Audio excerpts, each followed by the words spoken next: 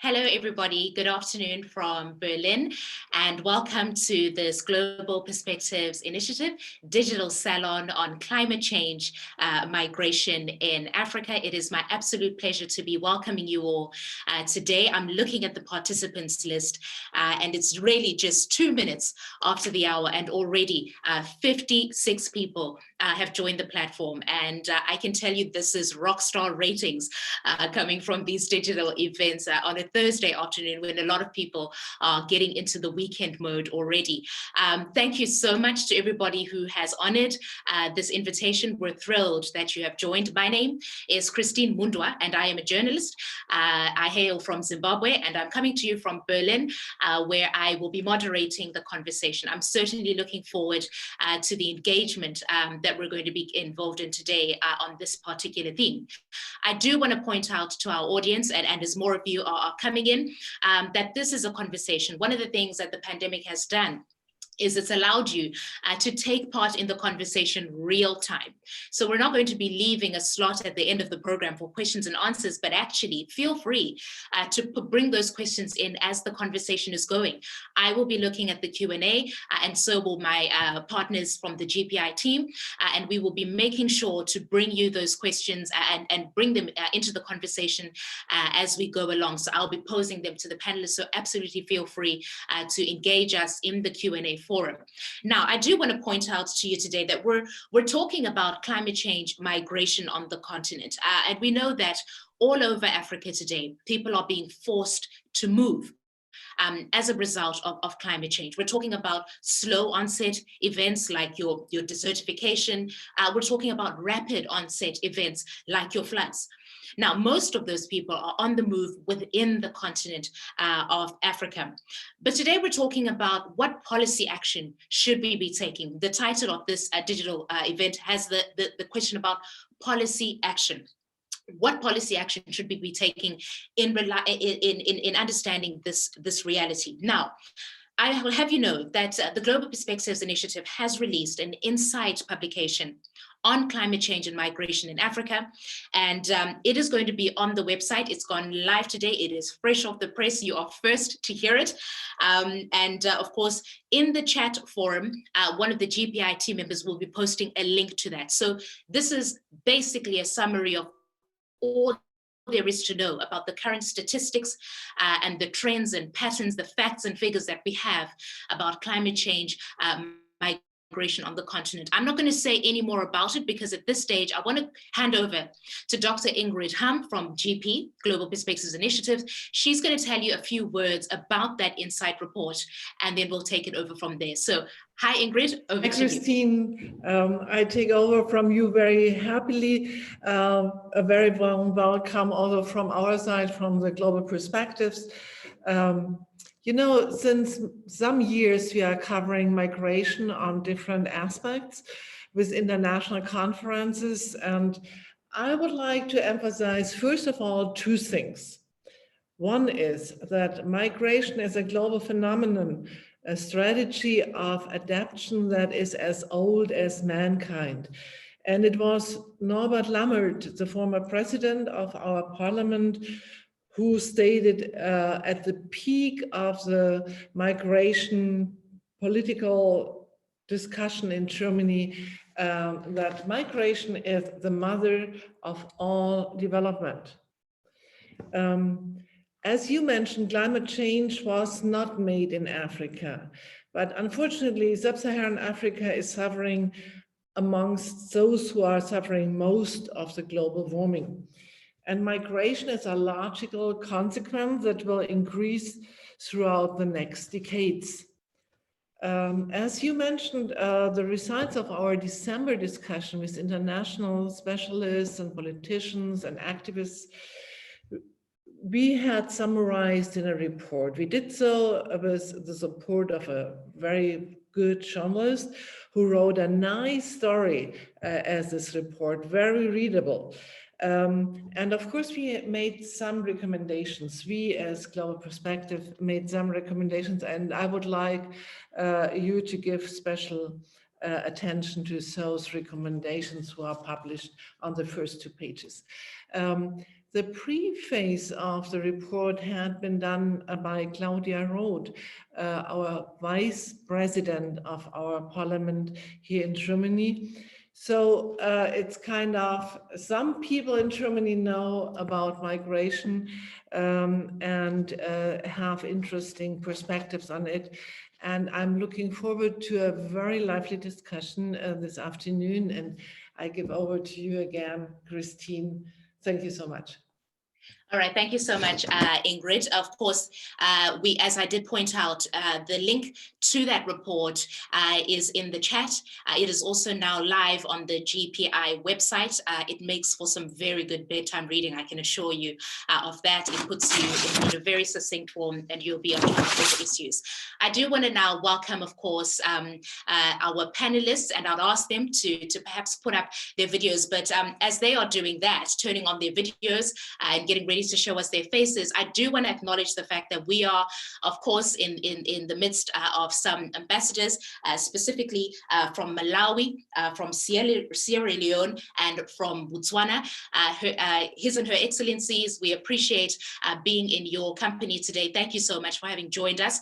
I also want to take the time to just observe all protocol. If I've missed somebody as well from that rank, please accept my apologies. But thank you so much for having joined us today, and other representatives, and of course to the rest of you who've taken part in this forum. At this stage, I do want to introduce to you the panelists you'll be hearing from today. I will start in this order. I will start with Maureen Achieng, who is the Chief of Mission for the International Organization of Migration in Ethiopia. She is also the representative to the African Union, as well as the United Economic Commission for Africa. Maureen is coming to us from Ethiopia now. Prior to her current posting, she served as the head of the International Partnerships Division at IOM's headquarters in Geneva, Switzerland. And in this position, she led IOM's institutional support to global and regional migration dialogue and corporate platforms. She was also responsible for sustaining and expanding partnerships with other UN agencies. Maureen, as always, good to have you, and we're looking forward to your insights. I also now want to introduce the man among the women, Mr. Omid Noripo. He is a foreign policy spokesperson for the Alliance 90. He's from the Greens parliamentary group in the German parliament. Looking forward, he's been there since 1996, so he has a very good perspective about how the conversation has been evolving. He first worked on an initiative for strengthening the rights of immigrants in Germany, so he is hands-on in terms of the immigrant community here in Germany. And now for our VIP, that is Her Excellency Professor Judy Wakungu, who is Kenya's ambassador to France, Holy See, Portugal, Serbia, and Monaco. She is the former Minister of Environment, Water, and Natural Resources of Kenya. And her seminal legacy of environmental legislation, ladies and gentlemen, is formidable. Take it from me. It includes banning single-use plastic bags in Kenya in 2017. And I remember when that news came out and we were announcing it here at Deutsche Welle, saying Kenya has become, and you were one of the first countries to do that. Ambassador was a pivotal part of that. And also enacting Kenya's Climate Change Act of 2016, which makes Kenya really one of the first countries on the continent of Africa to have a climate change law. Habari yako, Ambassador. I'm thrilled to be in your company today. So without wasting any more time, Ambassador, perhaps in fact, let me do this as well. Your counterpart, who would be the Kenyan ambassador to Germany, Mr. Tom Amolo, is with us today as well. Abarioko to you too, Ambassador Omolo. It's great to be in your company. But I will come back to you, and I have been told that I can go on a first name basis, and I'm thrilled to be able to do that. So Judith, let's kick off, Judy, basically with the sense of, tell us about that climate change law that Kenya has, which really was the first, one of the first countries on the continent to do. Thank you very much indeed, and I'm pleased to be in this distinguished company with all of you today, including my brother and colleague in Berlin. Well, first of all, as already been described, climate change is the biggest crisis that all countries are facing at the moment. It doesn't matter where you are, we have one planet, and this is planet Earth. We have no home to go to apart from this planet. We know that with science and technology, there are ambitions to even move to Mars. But as things stand now, we are here and we're in this crisis together. Whether we face cyclones, sea level rise, droughts, floods, it doesn't matter. Extreme weather is what we're going to be dealing with for the foreseeable future. What we have done as Kenya, and as always Kenya when it comes to policies concerning environment, is that we're always at the forefront. And I know that in Africa and the rest of the world, people always look, and our brothers and sisters always look to what's Kenya doing at the moment. What we did with the climate change law, which was a long standing process, I basically inherited it, and the baton was handed to me by the previous ministers, and I took it on. Basically, what we did with that law is to engage all Kenyans, because participatory engagement in policy making and legal frameworks is part and parcel of our law. It's part and parcel of the Constitution of Kenya 2010. We realize that climate change is all-encompassing. It affects all sectors. The reason why the law was important is because it behooves every single sector in Kenya, be it agriculture, energy, internal security, be it defense, be it ICT, to decide collectively at an interministerial coordinated level is what is it that we are going to do to combat climate change. And that is the seminal aspect of this particular law, that every single sector, every single institution in Kenya must respond in terms of what it is that we're going to do for climate change. Now, it also includes early warning systems. We just can't respond simply because there have been landslides. We can't respond simply because sea level rise have risen. We must have a plan of how we're going to do this. And this is what this law does. Early warning, what are the signals and what is the rapid response? Secondly, we also must think of this as an internal security issue, because we have to respond internally as ourselves. First of all, what is it that Kenya can do? And then we can then explore regionally, what can our neighbors help us, and then also internationally. But before I speak too much, because the panel is very rich with experience here, is just to celebrate Kenya for having this seminal law on climate change, all sectors on board, early warning signals on board. This includes meteorology and all rapid response mechanisms. I thank you for now. Thank you for that, Judy. Maureen, I want to come over to you because we started out by highlighting the fact that people are on the move, are being forced to move because of climate change. Please give us a sense of what you've witnessed from the IOM's perspective, the trends, the patterns, so to say, and whether or not you think the policies in migration have adapted to accommodate the reality that people are facing, that they have to move because of climate change. Thank you very much, Christine, and good afternoon to my fellow co-panelists, especially our very distinguished Professor Judy Wahungu.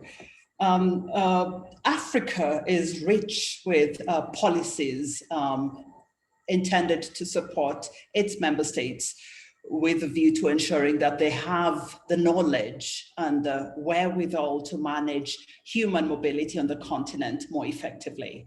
So there's a plethora of African migration policy frameworks that have been developed and continue to be championed by the African Union Commission. What is critical to note here is that human mobility in the context of Africa unfolds very differently than it does in other parts of the world. Hence the importance of ensuring that African specificities are factored into any global discussion on how better to govern human mobility in the context of climate change. In Africa, this is even more critical when you consider the ambitions of the continent as encapsulated in Agenda 2063, which seeks to ensure that Africa by the year 2063 is an integrated continent. Integration implies free movement of people. So the ambition has been set very clearly. The policymakers, the political leaders of this continent want to see Africans move more freely on their continent than has been possible up till now. When you consider that 37% of the world's population, of the world's pastoral population, live on this continent, right there you understand how important a role some of these policies, such as the transhumance policies that some regional economic communities on this continent have, others do not. But you begin to understand how important those policies are in ensuring that even though the continent aspires to greater, enhanced, facilitated human mobility, and the need to ensure that human mobility does not spark conflict, we need to ensure that where pastoral communities are concerned, they're not impeded by these continental integration policies. So it is very commendable that the African Union Commission has seen it fit not only to develop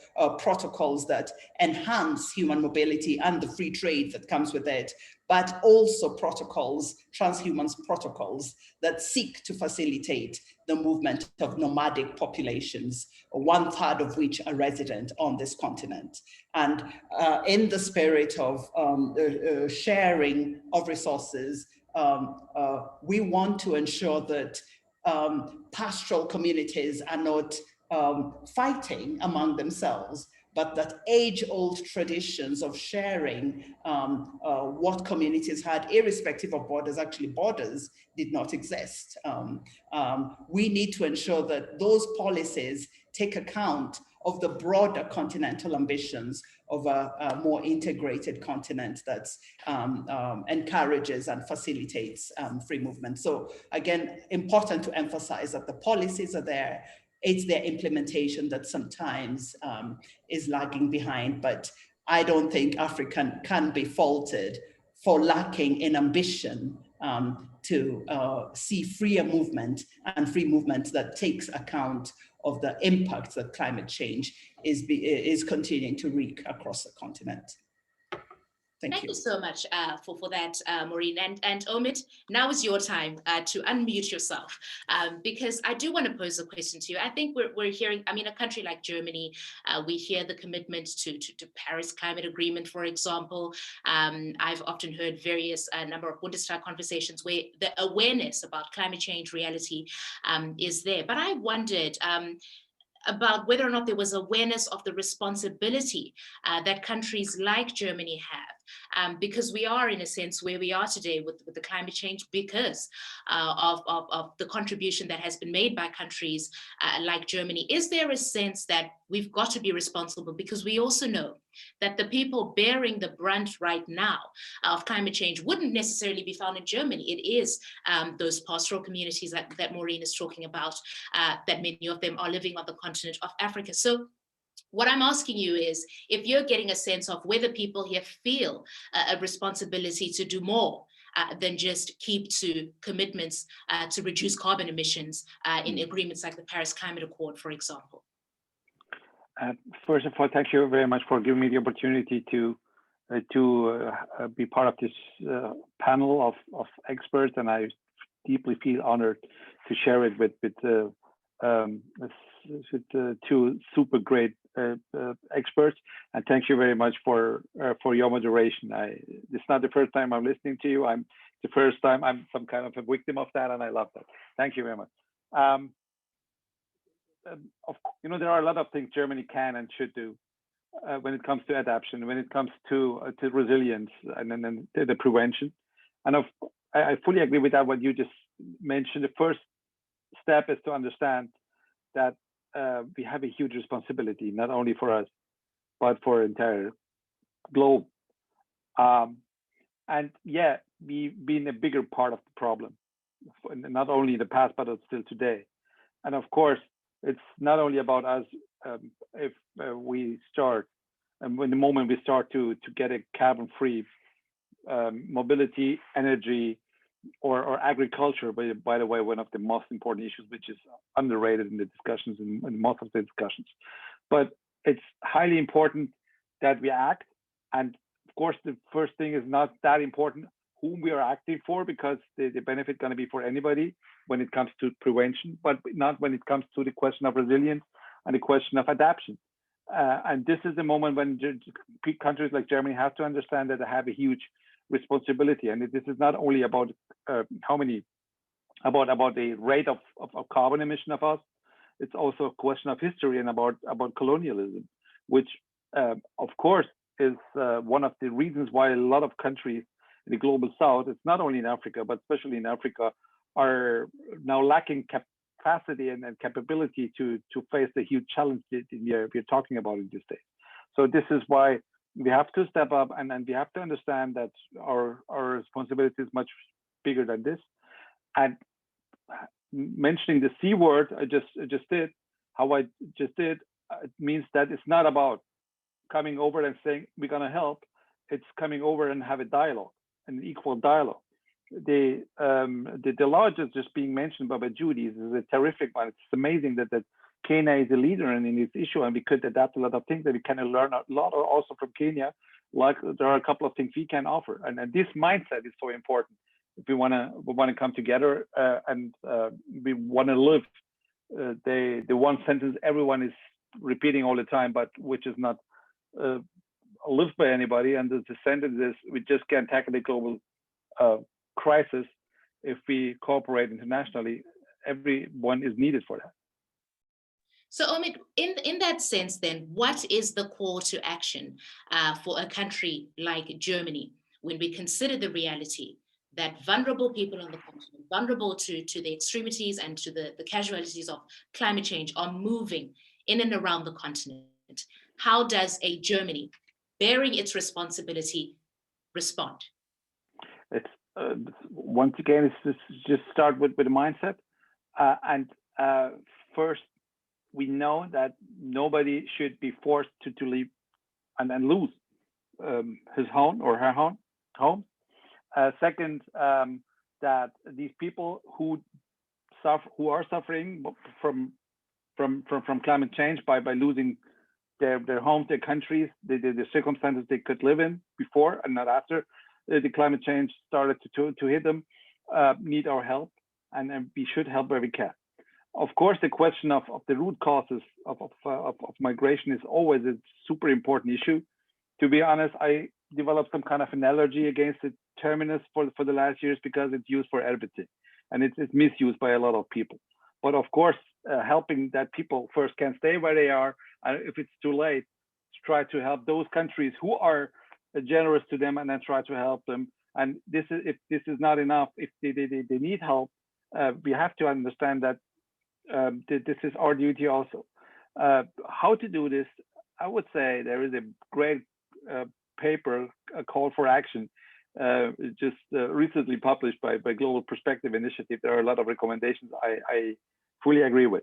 The most important, no, not the most important one, because all of them are important, but the most difficult one, to be honest, and I would love to hear maybe Maureen's view on that also, is the question of recognizing climate change as a cause legally by the United Nations, so by the international community, as a reason for migration.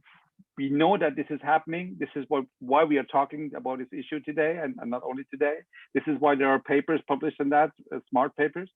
But the question is how to come to that point without opening the box of Pandora and harming the standards, legal standards of the international community we achieved 50 years, 60 years ago away. This is some kind of complicated. But at the end of the day, of course, these people who are losing their homes need help. Yeah, and Maureen, I want to bring you back just as a follow-up to that, because we are in a sense talking about what some have said would be climate change refugees.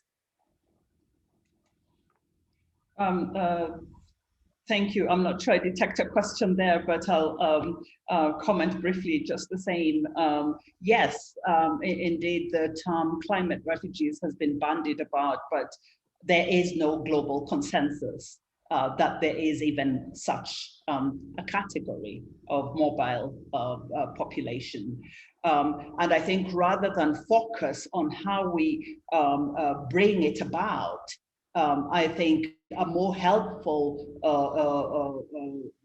use of time and effort would be on looking at what already exists in terms of global policies. And we have the Paris Agreement and the Sendai Framework on Disaster Risk Reduction. We have the Global Compact on Migration, which has very specific objectives that are linked to the impact of climate change in terms of inducing human mobility. So there is already enough there to work with in terms of trying to capacitate countries with the knowledge to be able to better manage human mobility that is triggered by climate or environmental causes. Maureen, you did say that you were pleased with the efforts that are taking place in Africa to that regard. But I wondered about in other parts of the world, in the Western part of the world, in countries like Germany. Are you seeing it coming through in terms of policymakers looking at what we call climate refugees and potentially adapting policy to that? My question is, if I am from a pastoralist community on the continent and I desire to start a new life in Europe on the grounds of being a climate refugee, is that something that I can apply for asylum for, in a sense? Should I be able to apply for asylum because I'm a climate refugee? Well, it's important to clarify that there is no category like such as climate refugees. So no, there are no provisions for accessing residence in Europe for an African that is the victim of climate change. Important though to note, Christine, is that most Africans are migrating across borders, not across oceans. So most Africans who are seeking refuge from environments that are degraded or from climates that can no longer support their livelihoods are not crossing the oceans. Many of them are actually moving within the same country. They're internally displaced, and occasionally they move across borders. Very few of them, really just a trickle, make their way across oceans. A lot of the mediatized migration we see across the Mediterranean, those are not climate refugees. By and large, they're economic migrants in search of better fortunes.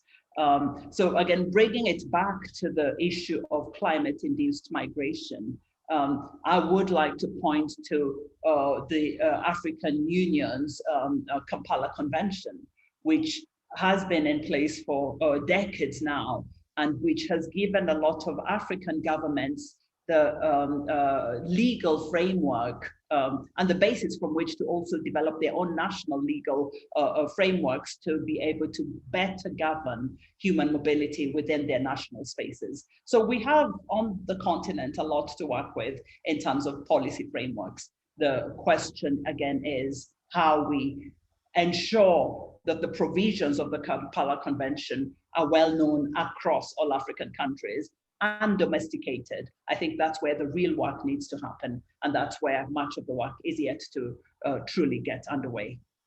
Okay, fantastic. So any questions to that effect, feel free, I'm now speaking to our audience, to post them in the chat. Thank you so much for that, Omid. Judy, I do want to bring you back into the conversation now and sort of pivot, if we can, to the economic case here. We are also now talking about, economic recovery post the pandemic, and we're hearing people say that we should grow back better. Talking about green energy, etc. I want to point out a question here that's been posed to us by Christina, and she's talking about clean energy investment, and how they could be associated with policy, how they can also assist us in terms of that economic recovery. I just wanted you to comment on policy related to our recovery on the continent. Can we recover? Can we ensure economic growth by taking the green path? Thank you very much, and thanks to you, and also to the question concerning green energy, which means renewable energy. I was part and parcel of the team that spearheaded not only Kenya's green economy strategy, but also the blue economy strategy. Again, if we look at our energy provision as national security provision, we are blessed being in the tropics. We are blessed with solar energy possibilities. Many of our countries have already, if we tie this into the Paris Agreement, we have already contributed to our national determined contributions. These are NDCs that require countries to say what contribution of your energy is going to be green. And also in these cases, we add blue, to be part of it. And if you look at many African countries, Kenya included, Morocco, I can cite a number of them, Rwanda. What we have done, Ethiopia as well, what we have done is to make sure that our energy is green. This means that we are already what is considered in science and technology circumstances leapfrogging. So we are already moving towards not only depending on fossil fuels, but we are depending on our own renewable energy resources. And these range. It could be solar, it could be wind, and then for countries like Kenya and Ethiopia that are in the Rift Valley, it also means geothermal energy. And we are leaders in the world when it comes to this. Green energy also means that sharing our energy generation amongst our neighbors. So that in East Africa, depending on what location you are, Kenya can sell to Ethiopia, Kenya can buy from Uganda, Kenya can sell from Tanzania, and so on. So we must rely more on each other when it comes to green economy. But that is the future. Added to that, we must also look at climate smart agriculture, because most of our communities they rely on subsistence agriculture. Climate smart agriculture means less chemical inputs, in other words, less petrochemicals, but it gives us opportunities to use agroecology, agroforestry, and also permaculture. This is also very sustainable, and it also meets our targets on the Sustainable Development Goals in terms of food security. And then finally, when it comes to issues of industry and self-sustainability, we must practice circular economy. Circular economy means generating more by using less. But it also brings in our youth who have brilliant minds, and these are the future innovators, so that we can use not only our human resources, but we also use our own locally sourced resources to then export this knowledge to the rest of the world. Let me stop there. Yeah, you sparked something when you talked about permaculture. As I said in the beginning, ladies and gentlemen, I come from Zimbabwe, and we happen to be Africa's top exporter of tobacco. It is a massive earner for us in terms of it brings in a great amount of foreign currency. It's also sustaining not just commercial farmers, but subsistence farmers. But it's not environmentally sustainable. And I'm trying to think about the ways in which farmers, for example, could be incentivized not to grow tobacco and opt for more other forms of more organic farming, etc. And there are certainly things happening to that front. But I think it's about getting the message out there and saying to people that there are other ways, and communicating the importance at a subsistence level, and getting to communities. And I've seen some activists and people going around in the permaculture space and teaching people to do things differently. And it is translating, but it's happening at a very sort of micro level. Ambassador, I want to keep you there because somebody is pointing out here that climate change no doubt has roots in the first world, but the individual here says that it is aggravated by bad governance in some countries in Africa. You're nodding your head there. I'm not sure if that is agreeing to that particular statement, but I do want to ask then, the question is, how can an integrated Africa tackle this problem? Because we see Kenya being a shining example, but how can, in the context of an integrated Africa, we get everybody on the same page? Ambassador? First of all, I agree with that question because governance and leadership is absolutely key. We have all the instruments to allow us to cope and to allow us to actually build resilience. But there's also the issue of climate justice, and I think that's what the person that is posing the question may have also intended. Governance is key. We have all the instruments. Maureen stated earlier that when it comes to policies, we have them. It's just the implementation. Implementation takes leadership because, of course, there are going to be setbacks and advocacy groups, particularly from the conventional industries that have produced and manufactured in a certain way and maybe resistance to change. So it means also convincing the traditional, conventional advocacy groups that actually embracing and investing in these green practices means good, sustainable business. It takes courage. It takes courage. Because I know I've been at the forefront of these issues. When the advocacy groups come, they come with their ammunition, and one has to be extremely tough to face them.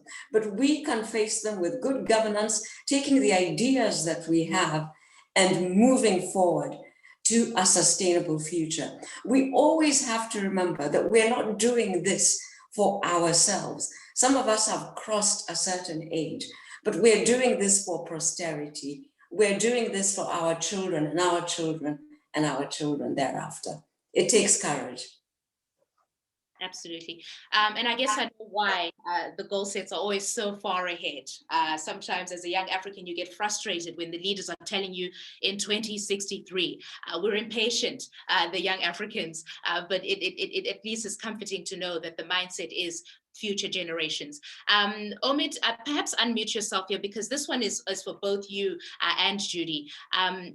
Judy talked about, the blue and the green economy, and people here are wondering about business partnerships between the EU and the African Union, right?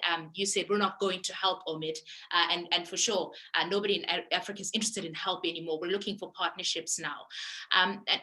Is a country like Germany making the most of the potential in terms of partnerships in the green and blue space? I'll start with you, Omid, and Judy, maybe you can also take a shot at that one too.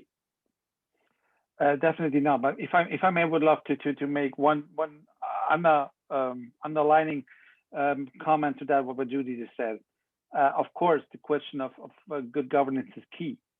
But for example, renewables are the best thing for creating good governance, because it's much more difficult to corrupt a decentralized energy system. For one example, of course, you empower people by giving them the opportunity to generate their own, produce their own energy. So it's not only the question of the good governance leading to climate change. Climate change also can lead to good governance. I think EU could and has to do much more. We can and we should. And it's not only a question of climate change. It's not only a question of helping and cooperating and fighting the climate crisis. It's also a question of geostrategy. For decades, Europeans are saying that now Chinese are coming in and undermine every standard we put for the last years, but do not try to have an alternative, to offer something else. So this is the bad thing. You just sit at the line side, your lines, you sidelight it and just talk about the other coming in and then playing the role you should play. Just we have to of course we have to invest much more. This is about not only about the question of funding, it's a question of politics, it's a question of diplomatic initiatives. And I think just talking about migration when it comes to Africa is an obsession blinding us when it comes to all of the other opportunities we have and we should take for, at the end of the day, get the climate change not only contained, but of course giving the people the opportunity that they can go on living there in their homes.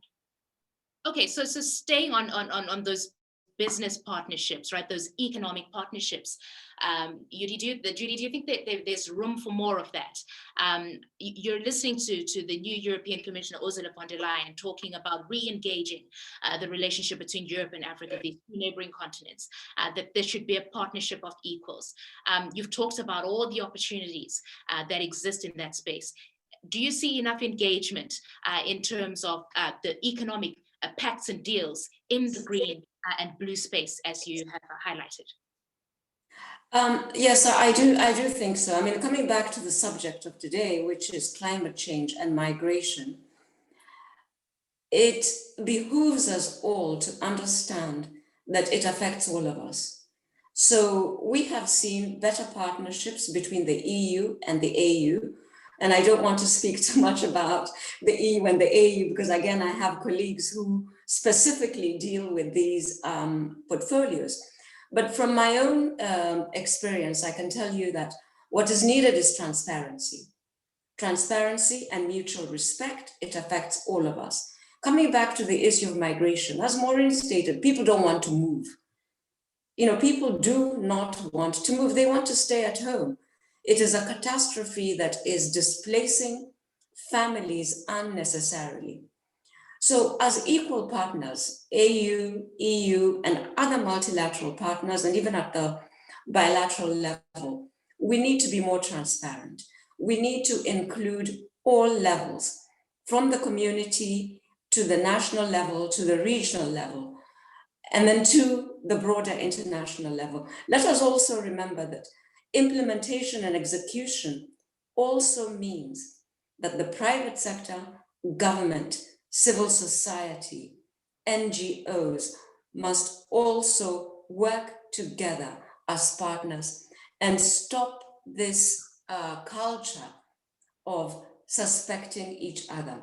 Now, we must exercise what I call a brevity of words. I don't like speaking, I like acting. So let's not speak, let's not write any more reports. The science is out there, the relations are out there. We have all the information that's required at the moment to make these transformative decisions, including all partners. So brevity of words and extravagance in action is what we need.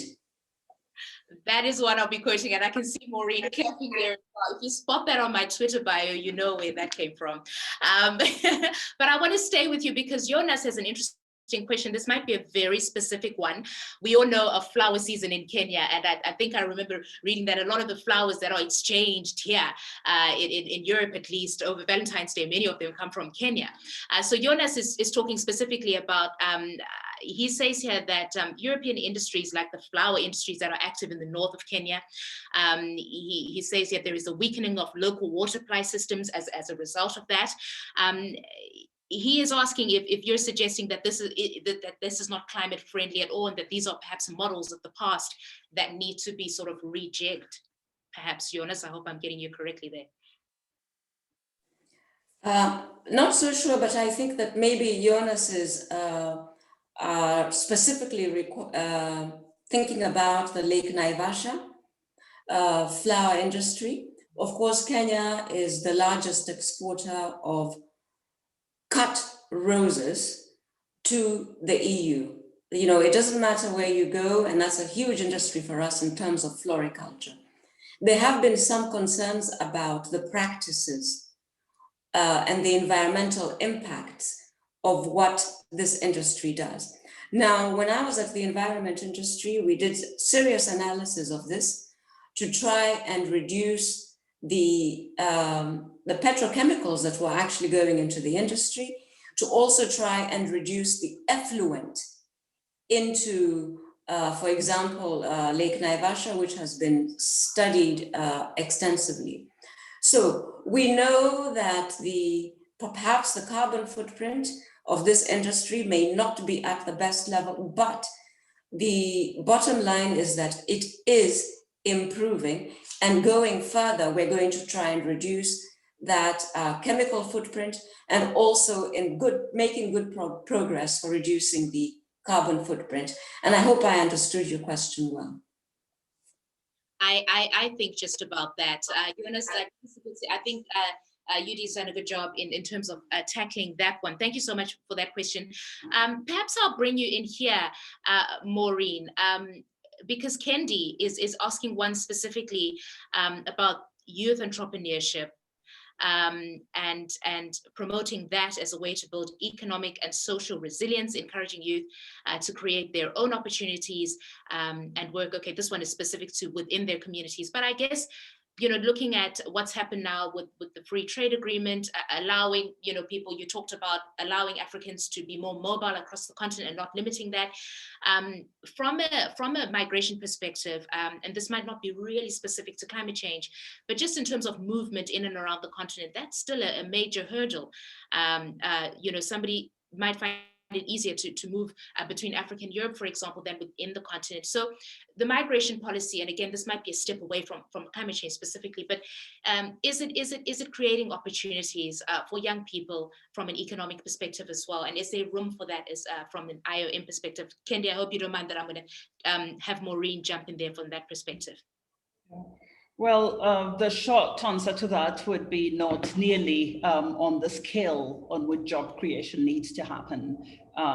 So one of the key agendas of the African Union in recent years has been to ensure that the Africa Continental Free Trade Area and the Continental Free Movement Protocol begin to progress in tandem. There's been a lot of enthusiasm for the AFCFTA, a lot less support for the Continental Free Movement Protocol. We are seeing African countries mimic the fears of a lot of Western countries around African migration. This is something that needs to change, and this is one of the things that the inaugural Africa Migration Report sought to do, debunk false narratives around African migration, as if to suggest that all Africans are trying to get to Europe. And it did that on the basis of good data.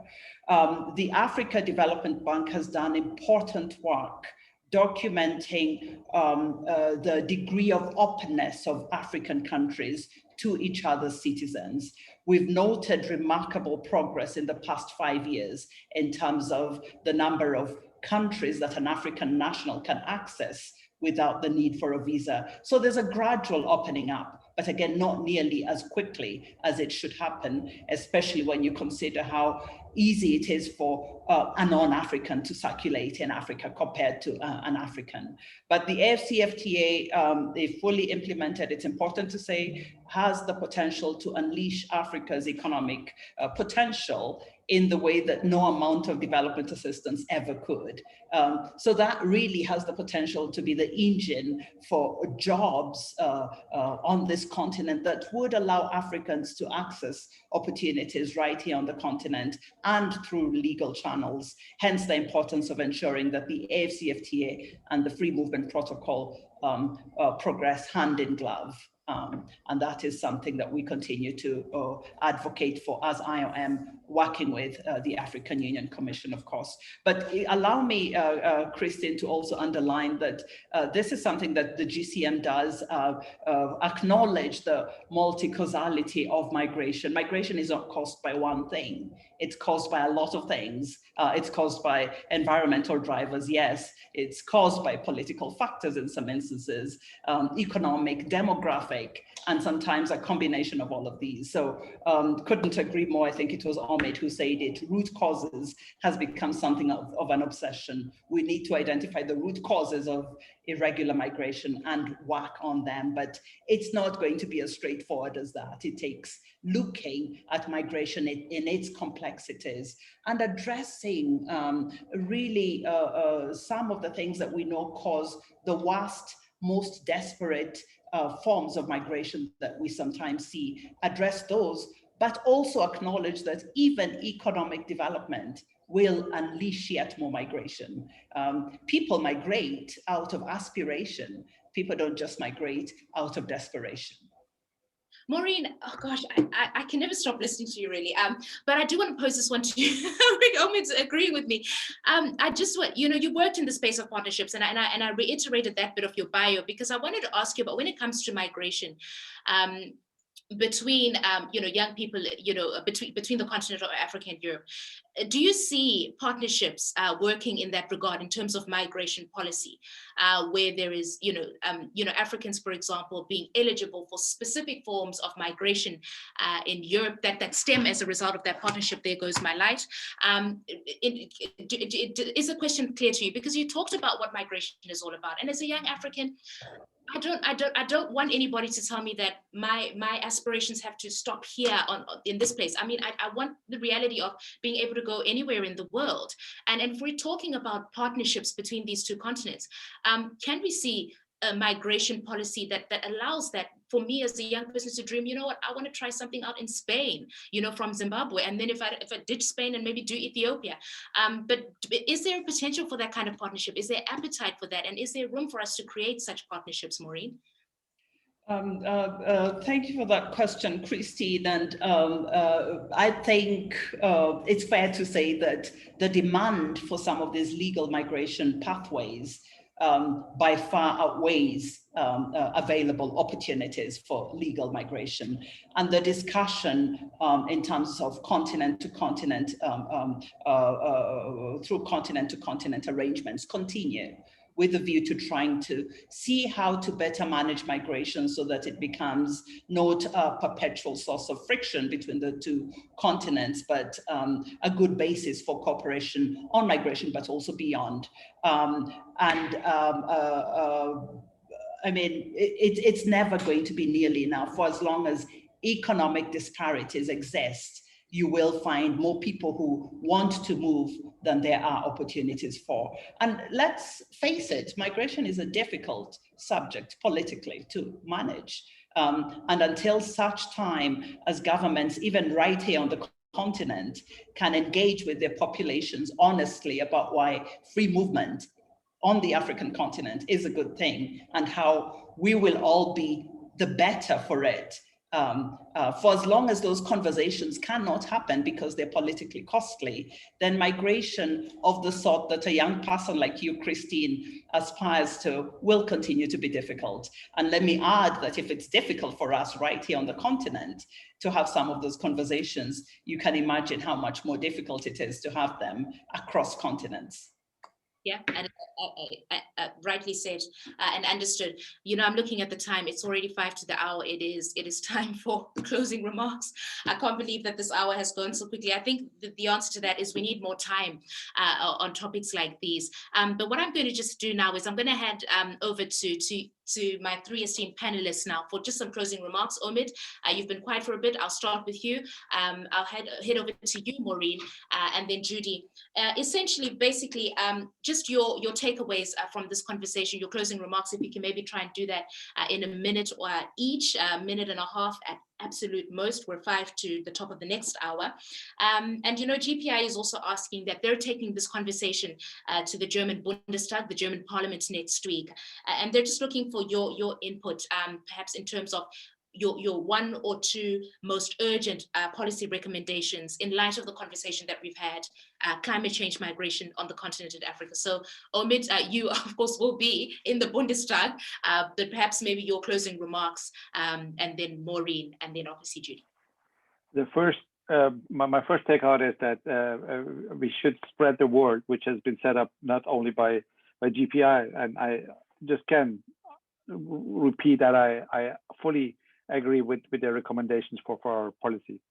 And second, it starts with the mindset, and if we as Europeans want to change our mindsets, we have to listen. And I just can't agree with that, what you said. I could go on hours and hours and go on listening to Jude and then Maureen. It's amazing and to be here and listening to them. And the last one is, this is an idea I would love to go on discussing, especially with GPI.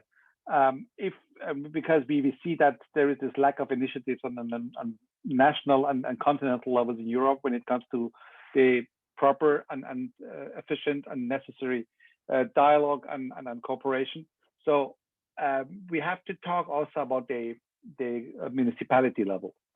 My city of Frankfurt, for example, has an official partnership with Lagos, which is a funny thing because we have 700,000 people living in our city, and they have a couple of more in Lagos, I think.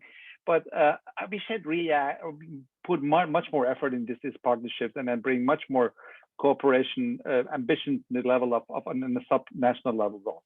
Thank you very much for having me. Thank you, Omid. Maureen?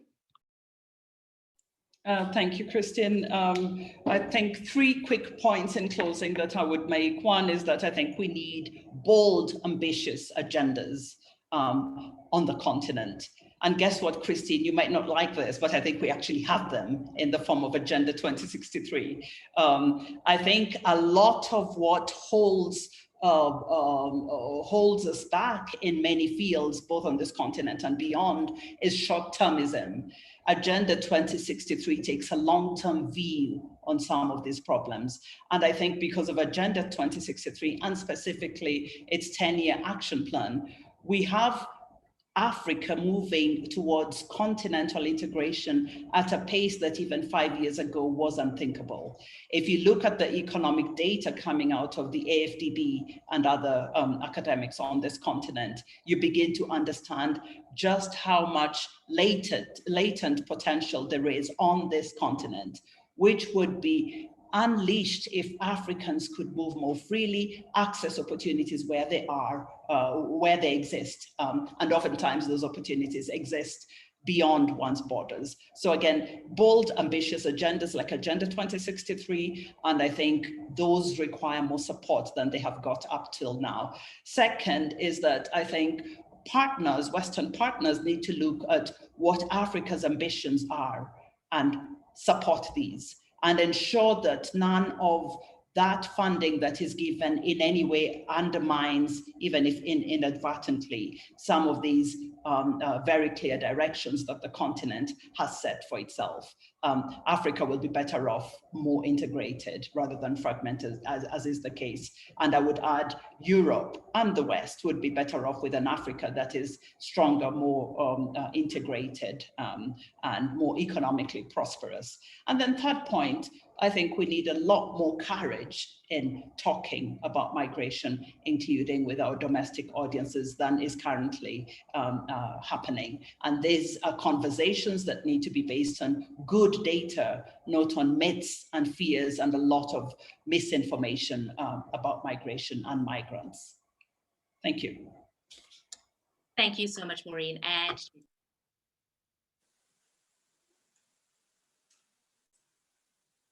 Hello. go ahead. Let me just conclude by saying that, migration is as old as humanity. Climate change and what we're experiencing now, especially the acceleration of climate change, is human-induced. And we can do something about this, and we know what to do. As we move forward to COP26, it behooves the large polluters to do their part, to be ambitious enough, and not to deal cards under the table the way they normally do. Let us move forward together to address this particular issue of the climate crisis that we're in. If we thought that 2020 was bad, 2021 is going to be worse. More hurricanes, more cyclones. We're already going to face the El Nino more and more. So the catastrophes are going to increase. We are one race, one people, one planet. The brains that got us into this problem are the same brains that are going to get us out of it. Migration is part and parcel of who we've always been. Let us accommodate each other and work with each other as human beings. Thank you. Thank you very much. And of course, before we go, and before I, of course, release my panelists, I just want to bring Ingrid Ham back on from the Global Perspectives Initiative. She will, of course, be taking this message, part of these conversations, to the German Bundestag. Ingrid, I'm interested for you to tell us what your takeaways have been and perhaps the message that you will be taking to the German Parliament. So our audience, thank you so much. We'll only be 2 minutes longer, and then we will be dismissing. Thank you very much, Christine. And I don't have much to add because this was an overwhelming discussion, at least for me. I would take some learnings, but I will highlight only two. One is that climate change is the big matter, the big elephant in the room, and we have to deal with this mainly. Migration is a normal reaction, and we have to enable people to react in that way as good as they ever can. This also brings a lot of opportunities to the countries they are going to. It's not just a problem, it's also a big, big opportunity. And what I really will take for us from there is that we need the dialogue and we need the partnership. Africa is our neighbor and we have to start the dialogue. I mean, it's already started somehow, but you cannot emphasize that on it as much as and as often as we can, that we really need that dialogue. So thank you so much for the dialogue. And Christine, special thanks to you, of course, for moderating. Thank you, Ingrid. And I know a lot of our members in the audience, you guys are there, you're in the policy-making divisions, you are involved in the decision-taking. Let's get out there and get doing. And I think the charge has been there, right? We've been speaking and let's go out and let's get doing. Thank you so much for having joined us and thank you for having indulged us for another 3 minutes. We really appreciate it. To everybody who has taken part, I'm sorry for all the questions that I couldn't get through to the panelists. It just says that we need to be brought together at some point again to pick up and to discuss the progress that we've seen. Maureen Achieng, all the way in Ethiopia, thank you so much. It's always great having your insight from the IOM. Omid Noripol, of course, a member of the German Parliament. Thank you so much for your insights, and I will be trolling you on Twitter to see how you're taking the message forward. And of course, as always, Ambassador Wakungu, it's incredible. Thank you so much for your leadership. You told us that leadership is important. Thank you so much for being our shining star, and I know you continue not just for Kenya, even as a young Zimbabwean, I'm taking inspiration from your leadership as well. Thank you so much, and of course to the Global Perspective Initiatives and all the partners that have brought us here today. Thank you very much. To our audience, it wouldn't have been the same without you. Thank you for the questions that came through. Have yourselves a wonderful rest of the day. At least if it's still daytime where you are, we're on 3 different continents, or 2 is it? It's 2 different continents, ladies and gentlemen. See you all another time. And of course, don't forget about that insight paper on everything you need to know about climate change, migration on the continent, brought to you by GPI. The link is in the chat. It is also on the website. Thank you so much. It's been great having your company. Bye, everybody. Ciao.